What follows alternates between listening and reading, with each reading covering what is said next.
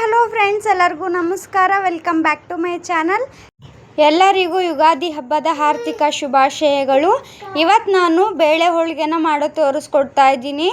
ಬೇಳೆ ಹೋಳಿಗೆ ಈ ರೀತಿ ಒಂದು ಸರ್ತಿ ಟ್ರೈ ಮಾಡಿ ನೋಡಿ. ತುಂಬಾ ಸಾಫ್ಟಾಗಿ ಮತ್ತು ತುಂಬಾ ಈಸಿಯಾಗಿ ಮಾಡ್ಕೊಳ್ಬೋದು. ಹೋಳಿಗೆ ಮಾಡೋಕ್ಕೆ ಬರೋದಿಲ್ಲ ಅನ್ನೋರು ಕೂಡ ತುಂಬಾ ಈಸಿಯಾಗಿ ಮಾಡ್ಕೊಳ್ಬೋದು. ಫಸ್ಟ್ ನಾನು ಹೋಳಿಗೆ ಮಾಡ್ಕೊಳ್ಳೋದಕ್ಕೆ ಹಿಟ್ಟನ್ನು ನಾದಿ ಇಡ್ತಾ ಇದ್ದೀನಿ. ನೋಡಿ, ಹಿಟ್ಟು ನಾದ್ಕೊಳ್ಳೋದಕ್ಕೆ 2 ಕಪ್ ಗೋಧಿ ಹಿಟ್ಟು, 1 ಕಪ್ಪು ಮೈದಾ ಹಿಟ್ಟನ್ನ ತೊಗೊಂಡಿದ್ದೀನಿ. ಒಂದು ಸ್ವಲ್ಪ ಉಪ್ಪು, ಒಂದು ಸ್ವಲ್ಪ ಅರಿಶಿನ ಹಾಕ್ಕೊಂಡು ಚೆನ್ನಾಗಿ ಮಿಕ್ಸ್ ಮಾಡ್ಕೊಳ್ಬೇಕು. ಮಿಕ್ಸ್ ಮಾಡ್ಕೊಂಡಿದ್ದಾದಮೇಲೆ ಒಂದು ಸ್ವಲ್ಪನೇ ನೀರು ಹಾಕ್ಕೊಂಡು ಹಿಟ್ಟನ್ನು ಚೆನ್ನಾಗಿ ನಾದ್ಕೊಳ್ಬೇಕು. ಚಪಾತಿ ಹಿಟ್ಟಿರುತ್ತಲ್ಲ, ಅದಕ್ಕಿಂತ ಒಂದು ಸ್ವಲ್ಪ ತೆಳುವಾಗಿ ಹಿಟ್ಟನ್ನು ನಾದ್ಕೊಳ್ಬೇಕು. ನೋಡಿ, ಈ ಥರ ನಾದ್ಕೊಂಡಿದ್ದಾದಮೇಲೆ ಒಂದು ಸ್ವಲ್ಪ ಎಣ್ಣೆ ಹಾಕ್ಕೊಂಡು ಮತ್ತೆ ಒಂದು ಸರ್ತಿ ಚೆನ್ನಾಗಿ ನಾದ್ಕೊಳ್ಬೇಕು. ಹಿಟ್ಟನ್ನು ಎಷ್ಟು ಚೆನ್ನಾಗಿ ನಾದ್ಕೊಳ್ತೀವೋ ಅಷ್ಟು ಚೆನ್ನಾಗಿ ಹೋಳಿಗೆ ಸಾಫ್ಟಾಗಿ ಬರ್ತವೆ. ನೋಡಿ, ಚೆನ್ನಾಗಿ ನಾದ್ಕೊಳ್ಬೇಕು ಹಿಟ್ಟನ್ನು.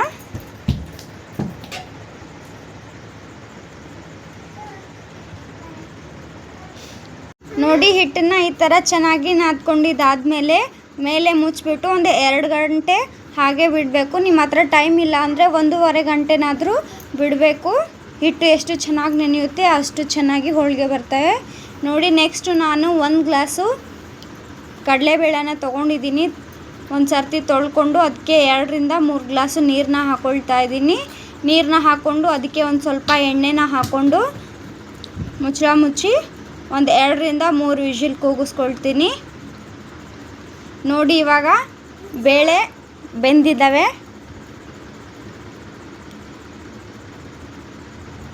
ನೋಡಿ, ಬೇಳೆ ನೋಡಿ ಎಷ್ಟು ಸಾಫ್ಟಾಗಿ ಬೆಂದಿದ್ದಾವೆ.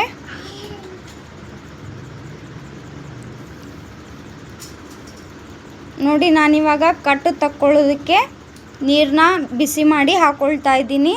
ಬಿಸಿ ಮಾಡಿ ಹಾಕ್ಕೊಂಡು ಒಂದು 2 ನಿಮಿಷ ಹಾಗೆ ಬೇಯಿಸ್ಕೊಳ್ತೀನಿ. ನೋಡಿ, ಒಂದು 2 ನಿಮಿಷ ಬೇಯಿಸ್ಕೊಂಡಿದ್ದಾದಮೇಲೆ ಇವಾಗ ನೀರು ಸಪ್ರೇಟು, ಬೇಳೆ ಸಪ್ರೇಟ್ ಮಾಡ್ಕೊಳ್ತಾ ಇದ್ದೀನಿ. ನೋಡಿ, ಕಟ್ಟನ್ನು ಸಪ್ರೇಟ್ ಮಾಡ್ಕೊಂಡಿದ್ದೀನಿ. ಇದೇ ಕಟ್ಟಲ್ಲಿ ಸಾಂಬಾರು ಮಾಡಬೇಕಲ್ವ, ಸೈಡಲ್ಲಿ ಇಟ್ಕೊಳ್ತೀನಿ. ನೋಡಿ, ಹಾಗೆ ಬೇಳೆನ ಈ ಥರ ಮಿಕ್ಸಿಗೆ ಹಾಕ್ಕೊಂಡಿದ್ದೀನಿ. ಇವಾಗ ನೆಕ್ಸ್ಟು ಬೆಲ್ಲನ ಕರಗಿಸ್ಕೊಳ್ಬೇಕು. ಯಾವ ಗ್ಲಾಸಲ್ಲಿ ಬೇಳೆ ತೊಗೊಂಡಿದ್ನೋ ಅದೇ ಗ್ಲಾಸಿಂದ 1 ಗ್ಲಾಸು ಬೆಲ್ಲನ ಹಾಕ್ಕೊಂಡಿದ್ದೀನಿ. ನೋಡಿ, ಬೆಲ್ಲನ ಹಾಕ್ಕೊಂಡು ಚೆನ್ನಾಗಿ ಗಂಟಿಲ್ಲಾರ್ದಂಗೆ ಕರಗಿಸ್ಕೊಳ್ಬೇಕು. ನೋಡಿ, ಬೆಲ್ಲನೂ ಕೂಡ ಚೆನ್ನಾಗಿ ಕರಗಿದಾದ್ಮೇಲೆ ನಾವು ಮಿಕ್ಸಿಲಿ ರುಬ್ಬಿಟ್ಕೊಂಡಿದ್ದಂಥ ಬೇಳೆನ ಇದಕ್ಕೆ ಹಾಕ್ಕೊಳ್ಬೇಕು. ಹಾಕ್ಕೊಂಡು ಚೆನ್ನಾಗಿ ಮಿಕ್ಸ್ ಮಾಡ್ಕೊಳ್ಬೇಕು. ನೋಡಿ, ಈ ಥರ ತೆಳುವಾಗಿದೆ. ಇದು ಗಟ್ಟಿಯಾಗೋವರೆಗೂ ಹಾಗೆ ಮಿಕ್ಸ್ ಮಾಡ್ಕೊಳ್ತಾ ಇರಬೇಕು. ನೋಡಿ, ಇವಾಗ ನಾನು ಏಲಕ್ಕಿ ಪುಡಿನ ಹಾಕ್ಕೊಳ್ತಾ ಇದ್ದೀನಿ. ಏಲಕ್ಕಿ ಪುಡಿ ಹಾಕ್ಕೊಂಡು ಚೆನ್ನಾಗಿ ಮಿಕ್ಸ್ ಮಾಡ್ಕೊಳ್ಬೇಕು. ನೋಡಿ, ಇವಾಗ ಹೂರಣ ಗಟ್ಟಿ ಆಗ್ತಾ ಬರ್ತಾ ಇದೆ. ನೋಡಿ, ಇವಾಗ ಪೂರ್ತಿ ಗಟ್ಟಿಯಾಗಿದೆ. ತಣ್ಣಗಾದ್ಮೇಲೆ ಇನ್ನೂ ಗಟ್ಟಿ ಆಗುತ್ತೆ. ಹಾಗಾಗಿ ನಾನು ಗ್ಯಾಸ್ನ ಆಫ್ ಮಾಡ್ಕೊಂಡಿದ್ದೀನಿ. ನೋಡಿ, 2 ಗಂಟೆ ಆಗಿದೆ. ಹಿಟ್ಟು ಕೂಡ ಚೆನ್ನಾಗಿ ನೆಂದಿದೆ. ಇನ್ನೊಂದು ಸರ್ತಿ ಚೆನ್ನಾಗಿ ಈ ಥರ ನಾದ್ಕೊಂಡು ಇವಾಗ ನಾನು ಹೋಳಿಗೆ ಮಾಡ್ಕೊಳ್ತೀನಿ. ನೋಡಿ, ಹೋಳಿಗೆ ಮಾಡ್ಕೊಳ್ಳೋದಕ್ಕೆ ಫಸ್ಟು ನಾನು ಒಂದು ಸ್ವಲ್ಪ ಕಣ್ಕನ ತೊಗೊಂಡಿದ್ದೀನಿ. ಕಣ್ಕಕ್ಕಿಂತ ಒಂದು ಸ್ವಲ್ಪ ಹೂರಣನ ಜಾಸ್ತಿ ತೊಗೊಳ್ಬೇಕು. ನೋಡಿ, ಈ ಥರ ಉಂಡೆ ಮಾಡ್ಕೊಳ್ಬೇಕು. ಉಂಡೆ ಮಾಡ್ಕೊಂಡಿದ್ದಾದಮೇಲೆ ಕಣ್ಕದೊಳಗಡೆ ತುಂಬಿ ನೋಡಿ ಈ ಥರ ರೆಡಿ ಮಾಡ್ಕೊಳ್ಬೇಕು. ರೆಡಿ ಮಾಡ್ಕೊಂಡಿದ್ದಾದಮೇಲೆ ನಾನು ಇಲ್ಲಿ ಎಣ್ಣೆ ಕವರ್ನ ತೊಗೊಂಡಿದ್ದೀನಿ. ಎಣ್ಣೆ ಕವರ್ ಮೇಲೆ ನೋಡಿ ಈ ಥರ ಕೈಯಿಂದ ಸ್ವಲ್ಪ ಅಗಲ ಮಾಡಿಕೊಂಡು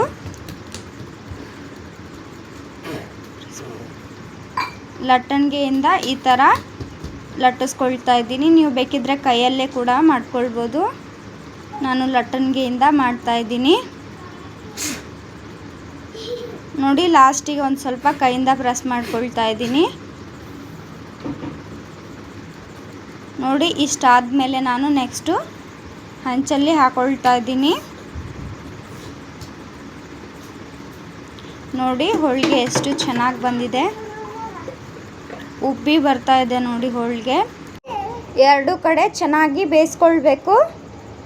ನೋಡಿ ಹೋಳಿಗೆ ಎಲ್ಲೂ ಕೂಡ ಹರಿದಿಲ್ಲ, ಎಷ್ಟು ಪರ್ಫೆಕ್ಟಾಗಿ ಬಂದಿದೆ ನೋಡಿ. ಎರಡು ಕಡೆ ಚೆನ್ನಾಗಿ ಬೇಯಿಸ್ಕೊಳ್ಬೇಕು ನೋಡಿ. ಇವಾಗ ನಾನು ಹಂಚಿಂದ ತೆಗ್ದಿದ್ದೀನಿ. ಇವಾಗ ನೆಕ್ಸ್ಟು ನಿಮಗೆ ಇನ್ನೊಂದು ಮಾಡಿ ತೋರಿಸ್ತಾ ಇದ್ದೀನಿ ನೋಡಿ. ಹೂರಣಕ್ಕಿಂತ ಕಣ್ಕ ಒಂದು ಸ್ವಲ್ಪ ಕಡಿಮೆ ಇರಬೇಕು, ಹೂರಣ ಜಾಸ್ತಿ ಇರಬೇಕು ನೋಡಿ. ಈ ಥರ ಉಂಡೆ ಮಾಡಿಕೊಂಡು ಈ ಥರ ಫಿಲ್ ಮಾಡ್ಕೊಳ್ಬೇಕು ನೋಡಿ. ಎಣ್ಣೆ ಕವರ್ಗೆ ನಾನು ಒಂದು ಸ್ವಲ್ಪ ಎಣ್ಣೆ ಹಚ್ಕೊಂಡು ಈ ಥರ ಕೈಯಲ್ಲಿ ಒಂದು ಸ್ವಲ್ಪ ತಟ್ಟಿ ಆಮೇಲೆ ಲಟ್ಟಣಿಗೆಯಿಂದ ಲಟ್ಟಿಸ್ಕೊಳ್ತಾ ಇದ್ದೀನಿ.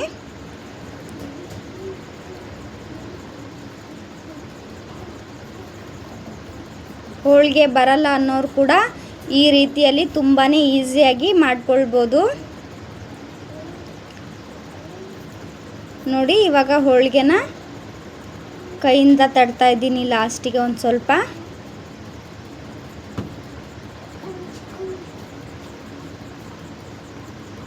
ನೋಡಿ ಎಷ್ಟು ಚೆನ್ನಾಗಿ ಬಂದಿದೆ ನೋಡಿ. ಇನ್ನೊಂದು ಕಡೆ ಕೂಡ ನಾನು ಬೇಯಿಸ್ಕೊಳ್ತಾ ಇದ್ದೀನಿ. ನೋಡಿದ್ರಲ್ಲ, ತುಂಬಾ ಸಿಂಪಲ್ಲಾಗಿ ಮತ್ತು ತುಂಬಾ ಸುಲಭವಾಗಿ ಬೇಳೆ ಹೋಳಿಗೆ ಮಾಡೋದು ಹೇಗೆ ಅಂತ.